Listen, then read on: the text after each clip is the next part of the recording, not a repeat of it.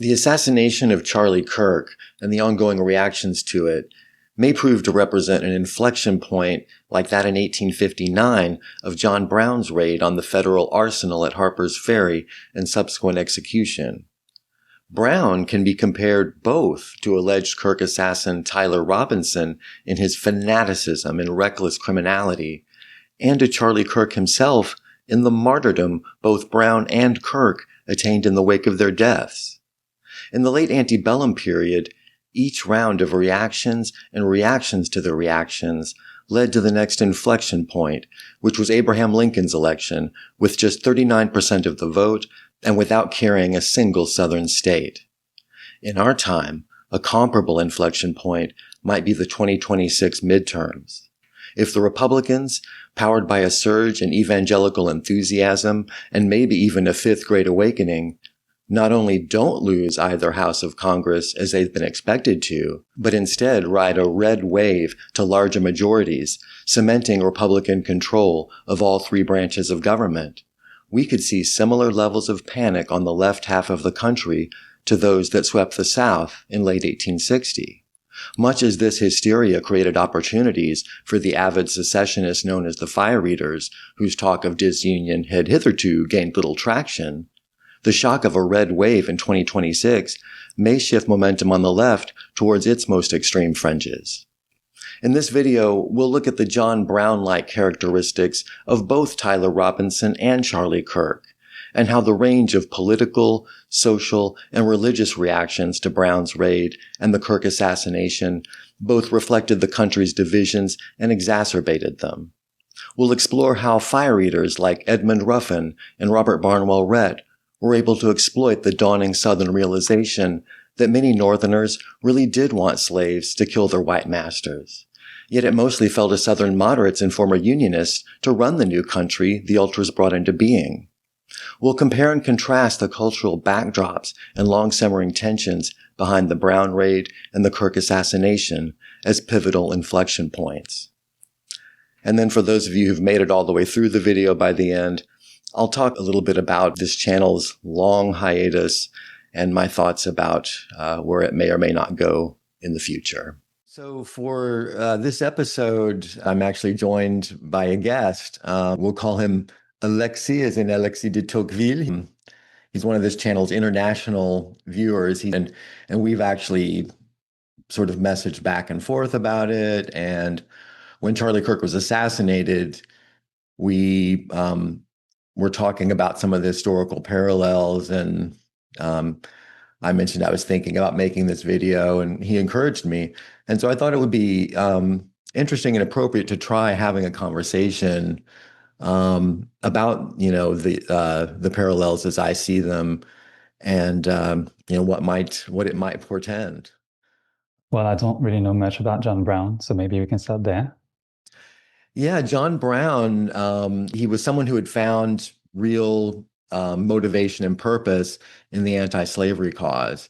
And during the 1850s, when there was a conflict between the North and the South over whether Kansas would be a free territory or slave territory, both Northern and Southern settlers sort of rushed out to Kansas to settle it, basically trying to establish a dominant faction between the pro and anti-slavery factions. So John Brown went out there and actually was involved in much of the violence that led to the expression "bleeding Kansas." Some people even say that's really where the Civil War first started, because there were so many skirmishes. But I mean, he and his sons killed at least 5 people in cold blood. I mean, there's no disputing they murdered them. And he was involved in a lot of the violence out there. And because things were so tense, I mean, there were a lot of Northerners who approved of what he was doing. They approved of this political violence. And so his next big project was in 1859, he led a raid on the federal arsenal in Harpers Ferry, Virginia, which during the war would become Harpers Ferry, West Virginia. And the idea was to literally an uprising of slaves who would kill their masters and start, this insurrection that would end slavery in the United States. No slaves actually joined. And that's something that actually Abraham Lincoln himself brought up later. It was quickly put down. He was arrested, put on trial, sentenced to death, and hung for it. But that's exactly the kind of incident that would agitate Southerners, to their core. The idea of someone coming in to deliberately provoke a slave insurrection, that was one of their greatest fears. And the fact that a lot of Northerners reacted positively to it really, that radicalized a lot of people in the South. How does Tyler Robinson's anti-fascist and pro-trans motivation compare to John Brown's violent push against slavery? And was Brown seen as a terrorist back then, like how some might label extremists today? Yeah, I mean, Brown was definitely seen as a terrorist, certainly by people in the South. Tyler Robinson is comparable to Brown in sort of the fanaticism, the willingness to resort to violence. And I have to say, if it turns out he's guilty of the crime of which he's been accused, that's one of the interesting differences. Is that it was kind of immediately known. There was Brown didn't dispute it. He was actually quite cooperative during his trial, and by all accounts even cooperative with the hangman to the end. Tyler Robinson is not cooperating with authorities. And there are doubts, which we'll probably get into later, about has he been set up in some way, this kind of thing. So, but as alleged, they're claiming that he's got ties to some militant kind of pro trans / pro furry ideologies. He's got a boyfriend who's transitioning and is in furry culture, and so this is all swirling around. So it's certainly setting up a similar levels of cultural significance. I don't see similars in terms of the martyr potential, the way Brown had, but he certainly has the potential to be similarly catalytic in terms of igniting, taking the cultural divide to the next level. I've heard reports about Robinson's ties to a group called Armed Quiz Salt Lake City. Did Brown have any network like that, or was he more of a lone wolf? He was definitely not a lone wolf. He actually received funding from a very well-heeled, well-connected group, mostly Boston-based elites known as the Secret Six. Two of them were Unitarian ministers, and one was an industrialist. And they actually diverted funds that I guess New England-based donors mostly had given in good faith to support the settlers in Kansas with provisions, including weapons, actually. But Kansas was a dangerous place to settle, so fair enough. But anyway, this was money that had been meant for Kansas that was actually diverted, for what is a treasonous act. It's an attack on the federal arsenal. So it's I think it's fair to say that most of them did not behave particularly honorably after it kind of came out, that Brown had gotten funded. A lot of them kind of, I think a couple of them fled to Canada. One of them was already in Italy and actually dying, poor health. Only one of them, I think, really actually kind of stuck up for what he had done. But there's absolutely a conspiracy in the case of John Brown. With Tyler Robinson, there seemed to be some indications of involvement with somebody else. There was this group, and they'd sort of posted some strange things and took it down. So it's not clear how organized it was. And there are, of course, questions about, was he in some way either falsely accused, or was he actually, being in some ways put up by other interests? One difference between John Brown and Tyler Robinson is that, Brown was kind of lionized and celebrated by Northern abolitionists. Robinson isn't really being owned, I would say, and embraced that by that many people on the left. I mean, there have been people literally celebrating Charlie Kirk's assassination at the most extreme. And then a more common reaction is kind of like, well, it's a variation actually on a tasteless, but, arguably hilarious joke that Chris Rock, the comedian, used to make about Nicole Brown Simpson, the wife of O.J. Simpson, who O.J. killed. He was doing this rant in his stand-up comedy about, the divorce laws and how hard they are on men. And so his refrain was, I'm not saying he should have killed her, but I understand. And people kind of take that attitude about the Charlie Kirk assassination. Well, I'm not saying he should have killed him, but I understand. So it's not so much about praising Tyler Robinson as disparaging Charlie Kirk. It's like he was a racist, he was a homophobe, he was a transphobe. He supported the Second Amendment, and said that some level of gun violence was acceptable in exchange for freedom. What do you expect? I'm not saying he should have killed him, but I understand. So Robinson isn't exactly a martyr in that sense. If it turns out he was falsely accused, that could, he could become sort of a political martyr in that sense for the rights of the unjustly accused. But it seems like actually most of the people who are raising questions about whether the government, about the official story and whether the government has the right guy, it seems like most of those people are actually on the right, on the political right, not so much on the left. So, that's an interesting. So Robinson is like Brown in sort of the fanaticism. If he's the correct guy, and what we're hearing is correct, then he's like John Brown in his fanaticism and kind of reckless criminality and delusion, about what this would achieve. But he's unlike John Brown from the martyrdom standpoint. If John Brown was a martyr for the abolition of slavery, what cause will Charlie Kirk be remembered for as a martyr?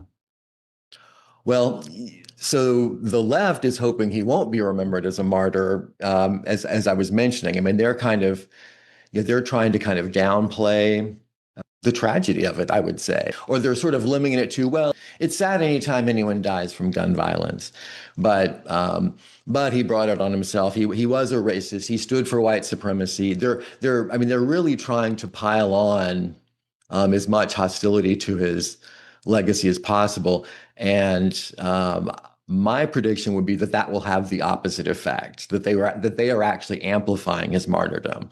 Okay, so what is he a martyr for? Well, as far as the right's concerned, he's absolutely a martyr for free speech and for speaking your faith in the public square and not being afraid to let it influence your politics and your advocacy. I mean, that's actually a longstanding tradition in the United States that has somewhat been suppressed in, I would say, sort of in the late 20th century onward. The culture has been more that the courts started ruling, well, there's, what the First Amendment really does is it mounts this strict wall of separation between church and state. And I mean, really all it says is Congress shall make no law establishing, it's the Establishment Clause. I mean, the Supreme Court got rather creative in the late 20th century. And I think you're seeing some of that jurisprudence being unwound with things like the abortion ruling and other issues recently. But you're also seeing just kind of somewhat of a return to religious expression in connection to kind of political subject matter. And Charlie Kirk kind of represented that. So Christians will see him as a martyr for Christianity as well. And then there's a question of, okay, so yes, he's a martyr for free speech. Now, what is the nature of his free speech martyrdom? Okay, they as far as they were concerned, he was speaking the truth about trans ideology, about issues like what he saw as the problem of fatherlessness in Black communities. He was staunchly pro-life, which some on the left will just say that equals misogyny. So okay, so was he a martyr for those causes? For ostensibly what Tyler Robinson seemed to be killing him for? Or some people on the right are asking, was he a martyr for a newfound critical attitude towards Israel and its prosecution of the war in Gaza and its influence on American politics? Charlie Kirk had been known as a very staunchly pro-Israel champion, as many evangelicals are. Had been to Israel, visited the holy sites. It meant so much to him, etc. But he had been speaking out, most notably on the Megyn Kelly show in recent weeks, talking about, what sounded like harassment. I mean, from many, well-connected Jewish political insiders accusing him, of not only not being sufficiently supportive of Israel, but actually being an anti-Semite and, out and out attacking his character. And he was, furious about that. And, text messages have been released, I think that he like a group text that he'd sent out 48 hours before his death, saying that, oh, we just lost another, $2 million a year donor, Jewish donor, because I had invited Tucker Carlson to one of our events. Yeah, because he'd had Tucker Carlson in an event. He had sponsored a debate on Israel in which Dave Smith, who's a comedian turned outspoken libertarian and pro-Palestinian rights advocate, I would say, and very critical of the war in Gaza, although Dave Smith himself is Jewish. And many of the critics actually, both in the US and in Israel, of the prosecution of the war in Gaza are themselves Jewish. But at any rate, he was getting called anti-Semitic just for not being enough of a cheerleader towards the end. And he was clearly angry about it. And he says in this group text that this is leading him to sort of basically abandon the pro-Israel cause. And so that, combined with general dissatisfaction about the government's handling of the arrest. I mean, they announced a couple of arrests before Tyler Robinson was arrested. There was just a lot that was botched. There are questions about, the trajectory of the bullet. And the strange thing is that Kash Patel, the FBI director, after basically, having announced and said that, Tyler Robinson's the guy, announced that they were also continuing to investigate all these other questions, which whether he meant to do that or not actually lends credibility to them. So that is still very much up in the air. What exactly is the nature of Charlie Kirk's martyrdom? And that is going to be contested in a way that I think, John Brown's, it was, is he a martyr or is he just a terrorist? And so, but that was, according to the North, a martyr, according to a little more complicated. According to the North, a martyr or a nut. You definitely, the official party line actually, but in the 1860 Republican convention was, oh, we condemn John Brown's actions, and it was, Abraham Lincoln, he in one of his famous speeches, kind of went on at some length about, what an idiotic plot it was. And even the slaves themselves knew how stupid it was and blah, blah, blah. And so there was all this, the establishment, Republicans, were officially against it.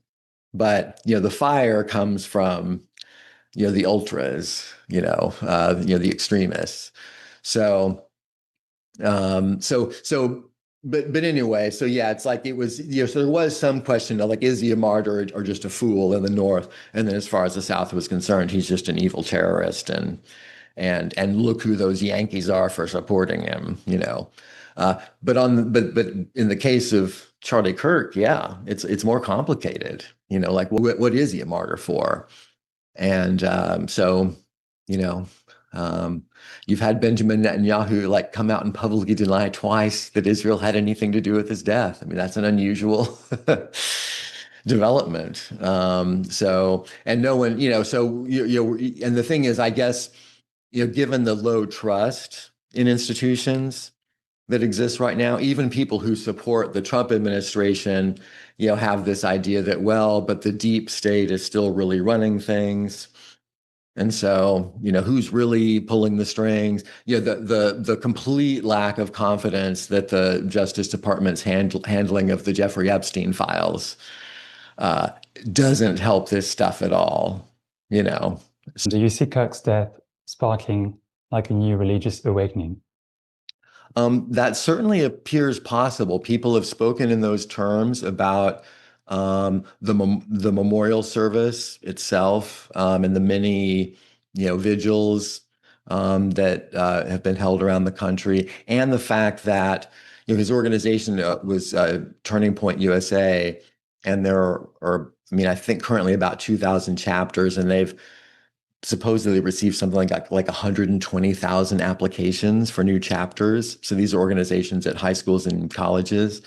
So, I mean, if that were to really happen, that's a huge, that sounds like a huge flourishing.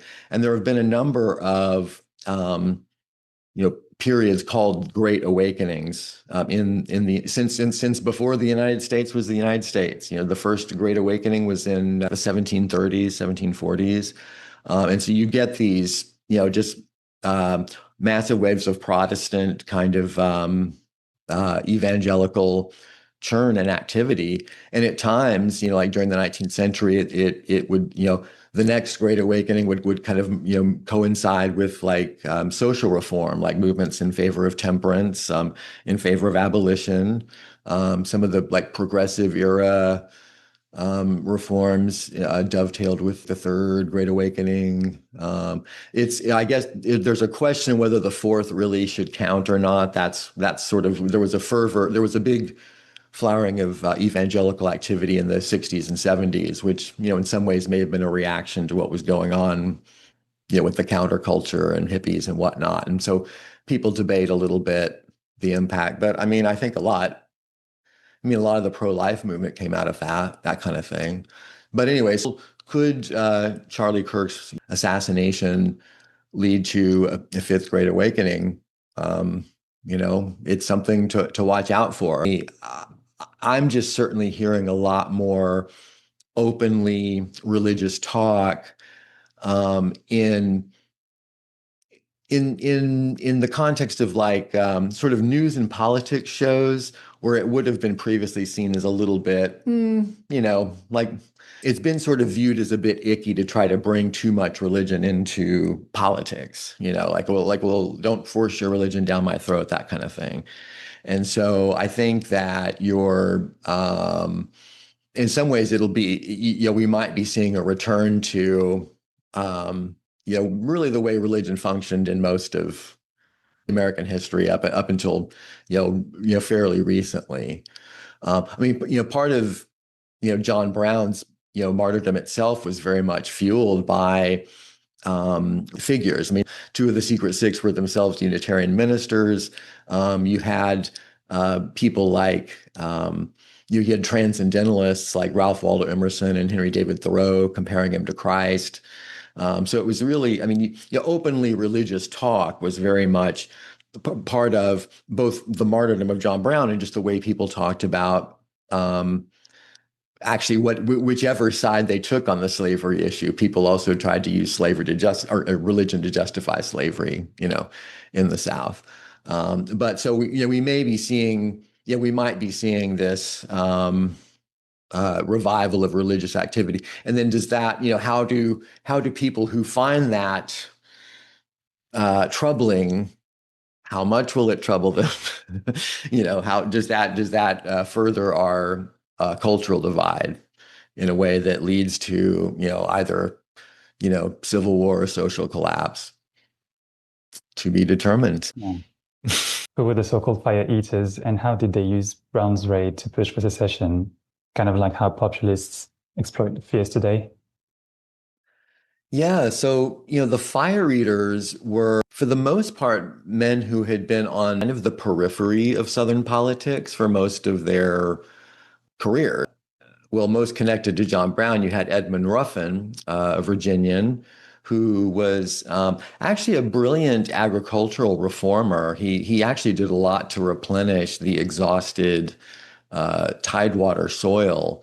Um, but you could say was underappreciated for that, and he had served, one term, I think, or maybe not, maybe hadn't even. I'm not even sure if he served his full term. But I know he basically had been elected to like one term in the state legislature, and wasn't for him. He had kind of pushed for sort of had secessionist leanings for quite a while and had tried to network with people, but it had been pretty frustrating. And when the John Brown raid happens, in fact, the very first episode of Antebellum, et cetera, is actually basically it's taken from Edmund Ruffin's diary entries. He was a wonderful diarist. And so his reaction you actually see him reacting in real time to the newspaper reports of, the incident himself. And he's kind of like saying, this will awaken the sluggish blood of the South. And he was so excited that he actually made a point of traveling to the Harpers Ferry area. The actual execution was in Charlestown. And he, although he was like already in his early 60s, he actually got himself enlisted sort of for a day into the Virginia Military Institute so that he could attend the execution, like in a uniform. And he actually writes in his diary about the young men kind of, laughing at his expense. I mean, it's a very like you're reading it, you're kind of like, oh yeah, this is a person with sort of normal, emotions, and and you just get a sense of how he reacts to various things.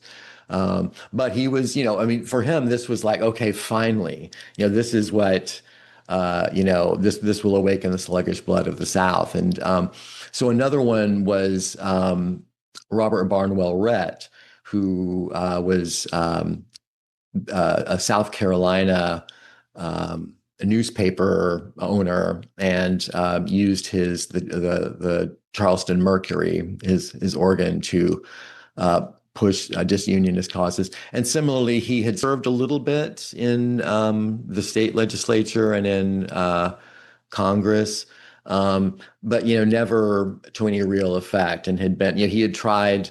He'd sort of had different moments, throughout the past, kind of leading to, that hadn't really gone anywhere. So this was again an exciting kind of moment that he used to try to stir up excitement within South Carolina. And there was William Lowndes Yancey, the Alabama politician, who again similarly served a term or two in Congress, had served in the Alabama legislature, but kind of mostly had been involved as a lawyer and outside agitator. He actually would go on to lead the walkout of the Democrats at the 1860 convention that splits the party and basically assures the next inflection point, the big crisis of Lincoln's election. And so that was when the fire eaters could really, that was their chance to really inflame the passions of people. The fact that the Republicans had captured the White House without winning a single, Southern state, was a big deal. I mean, that made them realize, wow, they actually can, we're outnumbered. And so fire eaters were able to, even though there wasn't really any immediate threat. And in fact, Lincoln had been seen as sort of the moderate alternative.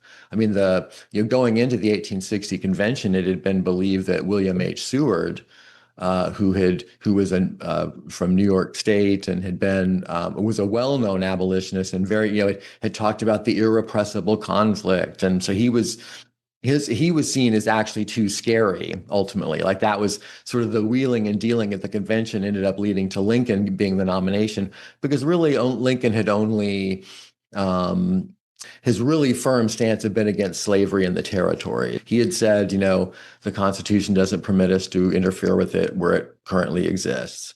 And in fact, he had even, during his one term in Congress in the late 1840s, had supported allowing the capture of fugitive slaves in Washington, D.C. I mean, so fairly limited in what it did is kind of a concession. But because of that, abolitionist newspapers during the 1860 election, primaries were calling him, the slave hound of Illinois. And when Lincoln got the nomination, like Southern newspapers like the New Orleans Bee, published editorials kind of saying, well, the Republicans have realized they've had to back off. They've sensibly moderated, but in the fall, that none of that mattered. It kind of unlike we've had Trump derangement syndrome in the United States for the last 10 years, but Lincoln derangement syndrome came on quickly. And so the fire eaters took advantage of that. That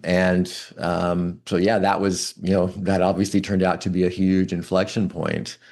And even people who hadn't quite been convinced by the John Brown raid, the Lincoln thing was enough, especially with all the hype being generated by the fire eaters.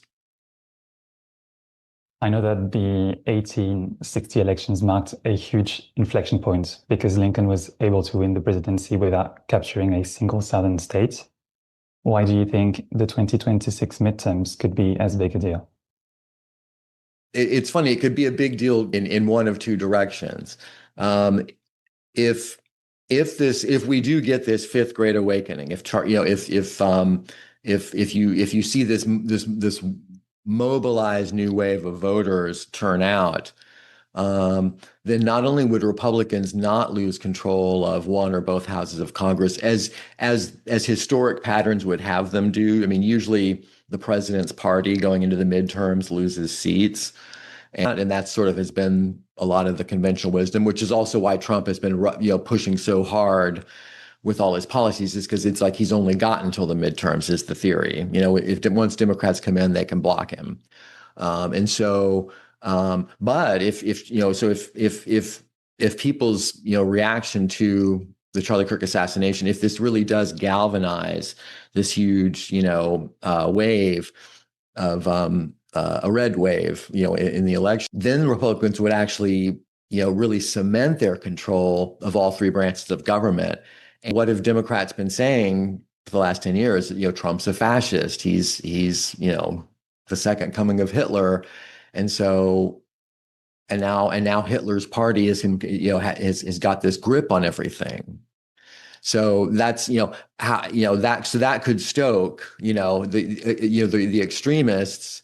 It wouldn't be Nancy Pelosi or Chuck Schumer, like the old establishment fogies you see. It would be someone who can kind of come in and just really mobilize and rally people. And what would that look like?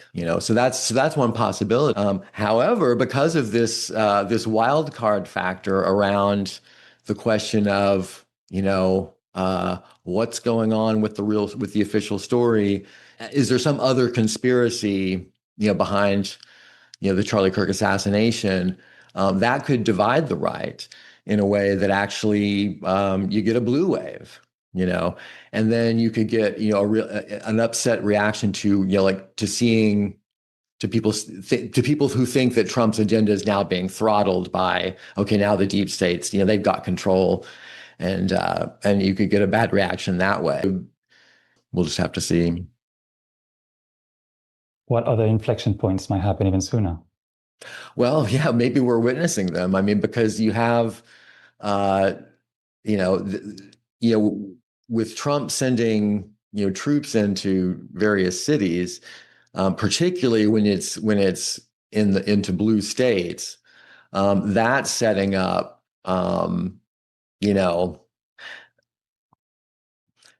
it sets up some real parallels, because I mean, like, Lincoln was saying, well, I've got to collect all the revenue, and so and I've got to protect our forts, so we're gonna resupply Fort Sumter, and I'm not gonna send, weapons or whatever. I'm just gonna resupply it with, food and whatnot. But that was, when things were so tense at the time, that was, a provocation, especially since there had been maneuvering behind the scenes, ironically, on William H. Seward's part. Seward, doesn't get the nomination because he's seen as too extreme.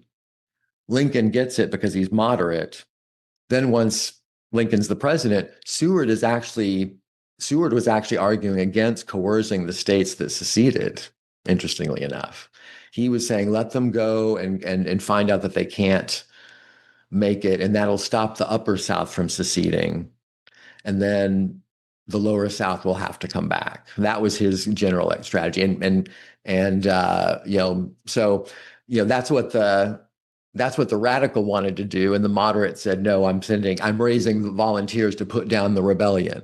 And so Trump is using, put down rebellion. Like you have some similar talk. And of course, if someone, when you have people actually attacking ICE facilities, which has been happening, I mean, that's actually a direct parallel, like, to the raid on Harpers Ferry. I mean, that could, the right one, if it causes enough casualties, that could be a tipping point. Yeah, we might not even need the midterms to get to it. It's interesting, where we're at and where things align. And the nature of it exposes some of the divides, I mean, the fact that it's ICE facilities specifically being attacked, I mean, that's, immigration is one of the big cultural flashpoints, along with sort of the LGBTQ plus, and gender ideology stuff. How involved were the Fire Eaters in the running of the Confederacy once it came about, and are there lessons in their experience today? Yeah, it's interesting. The Fire Eaters, once they'd actually gotten their new nation, their involvement was fairly minimal for the most part. Robert Barnwell Rhett, who, when he signs the Ordinance of Secession, when it passes in South Carolina, falls to his knees and lifts his head skyward. He was elected to the Provisional Confederate Congress, but his own delegation marginalized him. And so some of it is, it's kind of like, some of it was, look, he'd always been a marginal figure. Yeah, he'd had his moment when it came time for secession, but it was like, okay, now that we've got to do this, and that, we maybe have an enemy to the north, it was like, let's get the professionals to run the show. So there's some of it is other people thinking it, and so he wasn't enjoying the influence that he thought he should. So after his year in the Provisional Confederate Congress was up, he was never involved in the government again, and just basically, from his perch at the Charleston Mercury, undermines Jefferson Davis, the president of the Confederacy. I mean, for the entire course of the war. Edmund Ruffin actually briefly relocated to South Carolina when they passed their Ordinance of Secession, and as kind of an honorary gesture by I think the Palmetto Guard, they were called, was given the honor. So he says in his diary, of firing the first shot at Fort Sumter. I mean, and that's, I don't know if that can really be confirmed, but one of the first shots certainly. But it's, again, purely symbolic. Once Virginia seceded, he ended up kind of moving back home and basically spends the rest of the war as a diarist. I mean, he's just kind of writing his thoughts about what's going on. He's not really that involved. One notable exception to this is actually William Lowndes Yancey himself. It's funny, he owned a dairy farm outside of Montgomery, Alabama, which was the provisional capital of the Confederacy. And so he wrote his brother saying he was, once he got Alabama to, pass the Articles of Secession, and, which was actually relatively close compared to some of the other states. Once he succeeded in that, he wrote his brother that, yeah, he had no thought of returning to public life. And so he was hoping to make a lot of money selling milk to this new boomtown, because the population of Montgomery more than doubled overnight, with all these politicians and office seekers and people looking for government contracts, all the stuff that comes with the new government, swarms on Montgomery, Alabama. So he was hoping to actually, make money off that. But actually, Jefferson Davis, who ends up being selected as the president, appoints him to the kind of an unlikely role, but basically the commissioner to Europe to try to secure recognition of the Confederacy by especially by the British and the French. And an unlikely choice, because he had been such an outspoken, really outspoken advocate of slavery. And the British, at this point are, strongly disapprove. But they kind of, they need the cotton for their mills. He had really, like so many Southerners, he had really taken the cotton is king line, and that's why the North won't dare invade us. Many of them thought, cotton's king. They're not going to want to, stop their mills, from running, this kind of thing. Now, one of the problems was that actually the previous year, maybe 2 years, had actually been bumper crops. So actually everyone's warehouses had surpluses of cotton. So the pressure wasn't going to be felt as quickly. But anyway, Yancey did go. He was able to secure recognition of the Confederacy as a belligerent, which actually upset the North and did at least confer some advantages. He was also able to begin the process of getting some of the Confederate ironclad ships built in shipyards in Liverpool. So his biographer writes that, considering how ill-suited he was to the job in some ways, and how how much was against him, because Jefferson Davis didn't really give him much leeway either. Jefferson Davis was a micromanager in how he ran everything. So he did about as well as anyone could have, in his position. So he at least, he did that duty. And then in the meantime, the capital moves from Montgomery to Richmond. So he's not gonna make money off of the boomtown anymore. He was on his way back while he's returning home.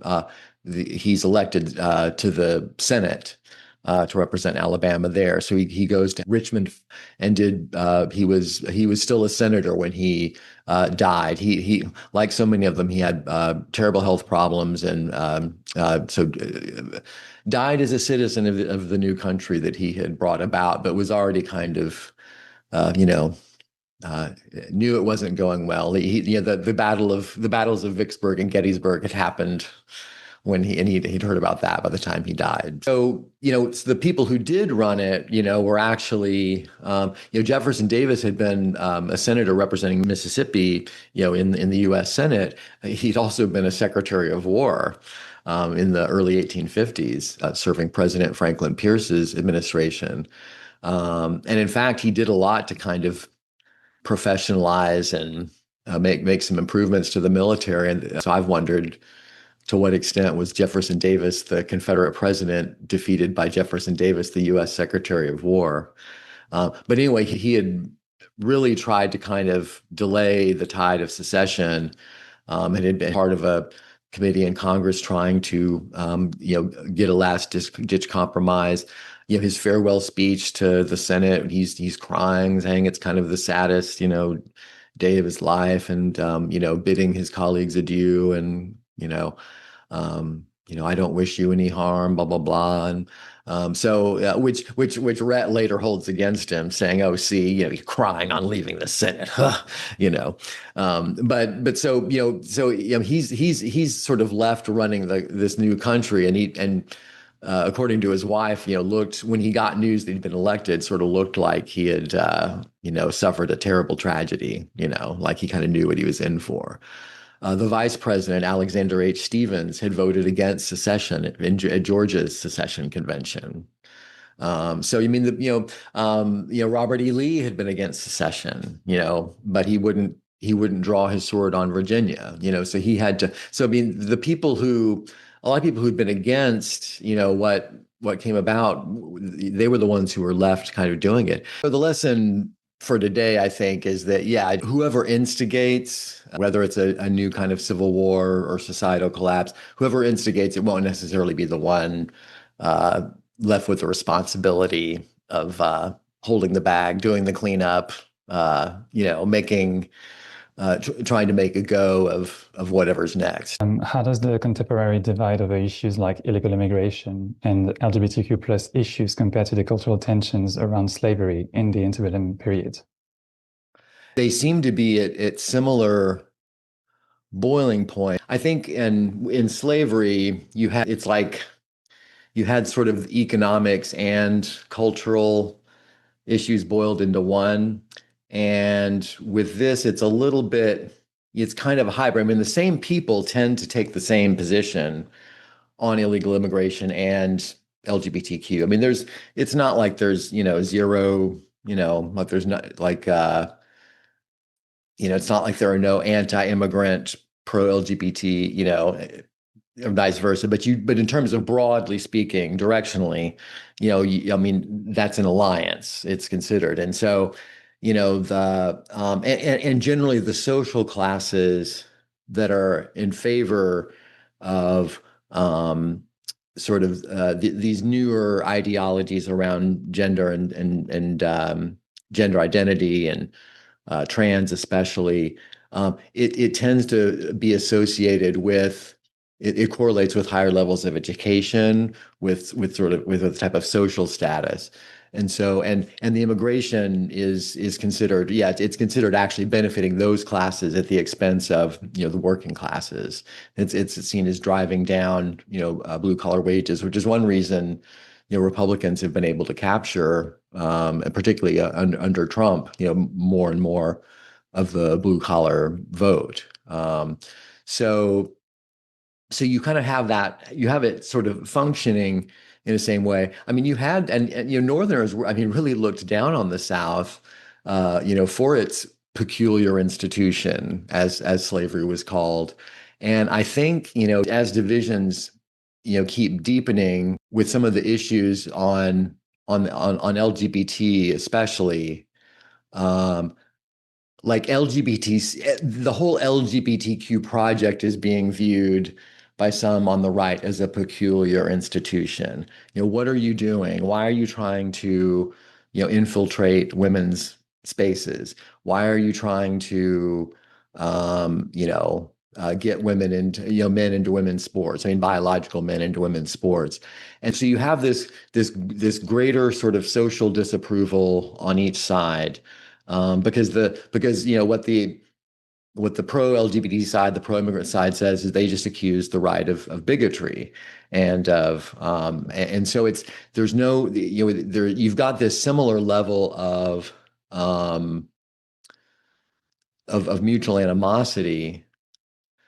And something else that's going on. One of the books that I kind of read during this channel's hiatus was called The Limits of Loyalty, by Jarrett Rominsky. And it was actually a case study of Mississippi during the Civil War, and the fact that as the war wore on, people's, what he called loyalty layers, asserted themselves. And loyalty layers it's basically the idea of, like, you have loyalties to your family, you have loyalties to maybe your local community, to church if you're religious, to your school, maybe to your, these different associations that assert, at different times, they may layer differently. They may weigh more on you. And so as the war went on and wore down and people suffered more and more deprivations, they would act on these pre-existing loyalty layers. And so that thought to me is interesting. Like I've been thinking, how are loyalty layers shifting? And so the reason that was important is that the Confederacy had hoped that, your obligation to your new government, your new nation, that would override all these pre-existing loyalties. But I mean, in fact, Southern identity had been so bound up in being decentralized, states' rights, and the local and these more intimate, face-to-face ties. It was less impersonal than the North. Everything was very intimate and connected. And so, so then this protective nationalism wasn't asserting the loyalty layer that it had earlier. When they'd first declared secession, and it's like hurrah, hurrah, everyone was, and we're sticking it to the North and so on. That was people bought into this new identity. But as it wore on, it's like, well, wait a minute, what are we doing? So I think that's, ever since I read about that, I've been thinking a lot about, how are loyalty layers shifting now? And it seems like a lot of people don't have the same loyalty to the United States as a concept. For some people, for example, for some, gay people or trans people, that identity they might actually feel more connection with their, counterparts in another country than they do with Americans, especially, when it comes to certain issues. And meanwhile, some gay people who are kind of appalled by what they see as the excesses of the trans movement and are saying, wait a minute, do we want to be associated with this? They're questioning their loyalty to this LGBT project, and maybe, and people in these, communities who maybe are a little bit appalled by seeing the reaction to the Charlie Kirk thing and going, hey, I don't think I identify with this so much anymore. So I think you're seeing things shift. What are the loyalty layers around immigration? I've got, one of my best friends is Mexican American, and he recently got a Mexican passport as a second passport. And it was kind of in a response to, he was bothered by what he was seeing, and his parents do still have, they sort of have property both in the US and Mexico. So he's kind of got that. There's a lot of people for whom that's true. And some substantial percentage of Americans would like to live outside of the country.